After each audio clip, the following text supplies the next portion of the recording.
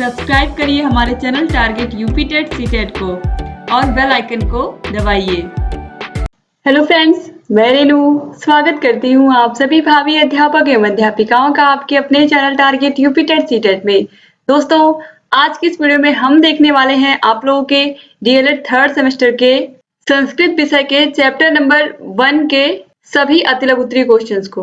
दोस्तों, chapter number 1 का नाम है संस्कृत वर्ण परिचय व उनके ध्वनि उच्चारण का ज्ञान। तो यानी कि इस चैप्टर में हमें संस्कृत के वर्णों का परिचय करना है, मतलब कि संस्कृत के वर्णों के बारे में हमको जानना है और ध्वनियों का उच्चारण कैसे होता है, किस वर्ण का उच्चारण कहाँ से होता है, जैसे कि कंठ, तालु, मूर्धा, दंत, इन सब के बारे में, और स्वर व्यंजन किस तरीके से विभाजित किए गए हैं, और इन्हीं सब के बारे में हमें इस चैप्टर के अंतर्गत पढ़ना है। तो चलिए अतिलघुत्तरीय क्वेश्चंस को हम स्टार्ट करते हैं। इससे पहले मैंने बहुविकल्पी क्वेश्चंस को भी करा दिया है। अगर बहुविकल्पी क्वेश्चंस का वीडियो आपने नहीं देखा है तो उसका लिंक आपको डिस्क्रिप्शन बॉक्स में मिल जाएगा। आपको सभी विषयों के प्लेलिस्ट के लिंक डिस्क्रिप्शन बॉक्स में मिल जाएगी। साइड में आई बटन आप देख रहे होंगे, यहाँ पर भी क्लिक करके आप सभी वीडियोज को देख सकते हैं। तो चलिए अतिलघुत्तरीय क्वेश्चंस को स्टार्ट करते हैं। अतिलघुत्तरीय क्वेश्चंस क्वेश्चन नंबर 11 से स्टार्ट है। तो क्वेश्चन नंबर 11 है, दीर्घ स्वर कितने होते हैं? दोस्तों, दीर्घ स्वर 8 होते हैं। आ, ई, उ, री, री, ए, ओ, औ। क्वेश्चन नंबर 12 है, अनुस्वार तथा अनुनासिक का एक एक उदाहरण दीजिए। दोस्तों, जिन स्वरों को बोलते समय हवा केवल नाक से निकलती है उन्हें अनुस्वार कहते हैं। इसका उदाहरण है गंगा, खंड आदि। जिन स्वरों का उच्चारण करते समय हवा मुख और नाक से निकलती है उन्हें हम अनुनासिक वर्ण कहते हैं। अनुनासिक का प्रयोग वर्णों के ऊपर चंद्र बिंदु के रूप में किया जाता है, जैसे गांव, चांद, पांच आदि। तो यहाँ पर आपको याद रखना है कि अनुस्वार जो होते हैं उनका उच्चारण केवल नाक से होता है, लेकिन जो अनुनासिक होते हैं उनका उच्चारण करते समय हवा मुख और नाक दोनों से निकलती है। तो इस तरीके से ये क्वेश्चन भी देखिए पूछा गया है यहाँ पर, तो इम्पोर्टेंट है। क्वेश्चन नंबर 13 है, वर्णों के पंचम वर्ण माहेश्वर सूत्रों के किस क्रमांक के अंतर्गत आते हैं? दोस्तों, माहेश्वर सूत्र आप लोगों को याद करना बहुत जरूरी है और बहुत ही जल्द मैं आप लोगों के लिए एक वीडियो लेकर के आने वाली हूँ जिसमें मैं कैसे इसको याद करना है बहुत ही इजी वे में ट्रिक के माध्यम से ये मैं आपको बताऊंगी।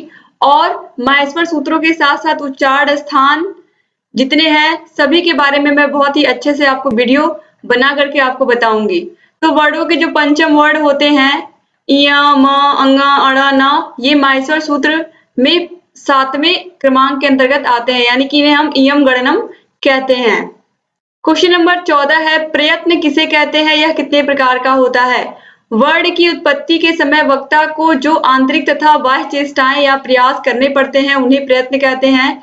प्रयत्न 2 प्रकार के होते हैं, अभ्यांतर प्रयत्न और बाह्य प्रयत्न। यानी कि वर्णों की उत्पत्ति के समय वक्ता को जो आंतरिक तथा बाह्य चेष्टाएं या प्रयास करने पड़ते हैं किसी भी शब्द को बोलने के लिए, उसे ही हम क्या कहते हैं? प्रयत्न कहते हैं। और प्रयत्न 2 प्रकार के होते हैं, अभ्यांतर प्रयत्न और बाह्य प्रयत्न।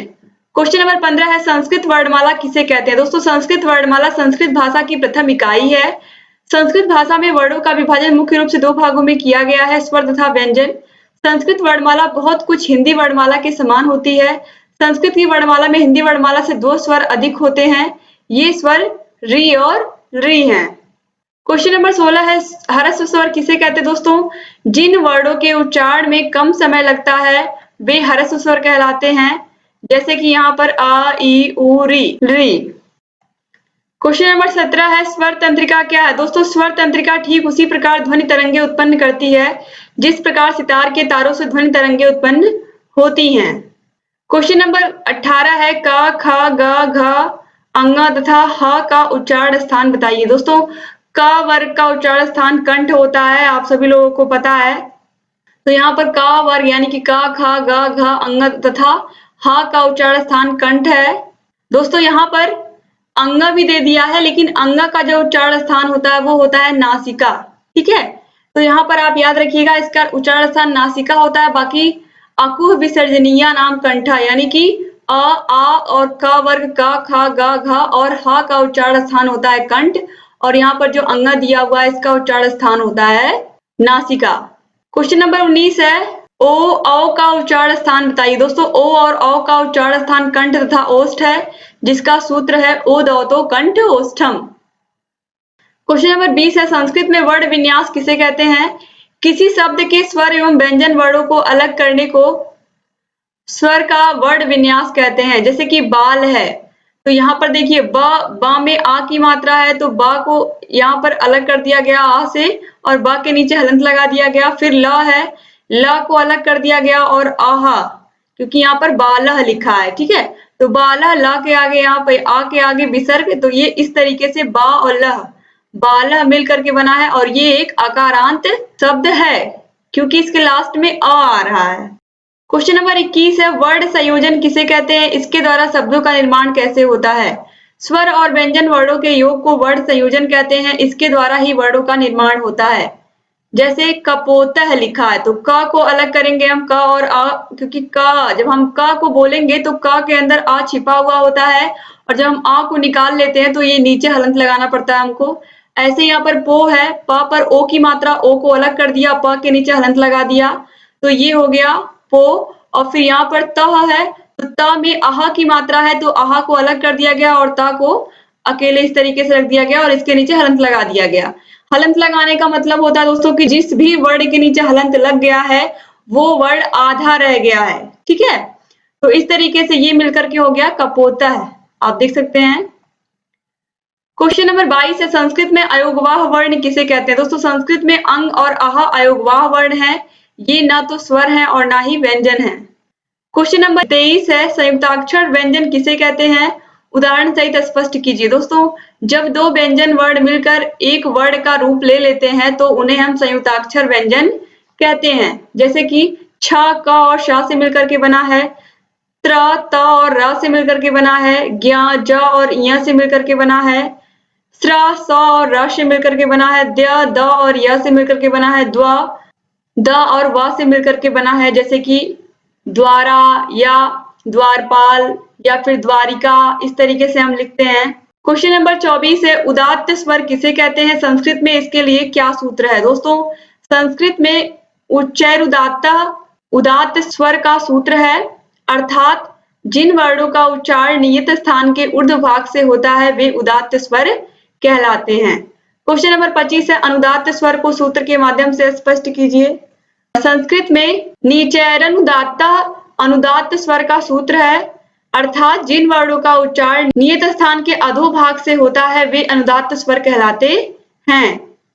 क्वेश्चन नंबर 26 है, स्वरित स्वर किसे कहते हैं? सूत्र द्वारा स्पष्ट कीजिए। दोस्तों समाहारः स्वरित स्वर का सूत्र है, स्वरित स्वर वे वर्ण होते हैं जिनका उच्चारण नियत स्थान के मध्य भाग से होता है।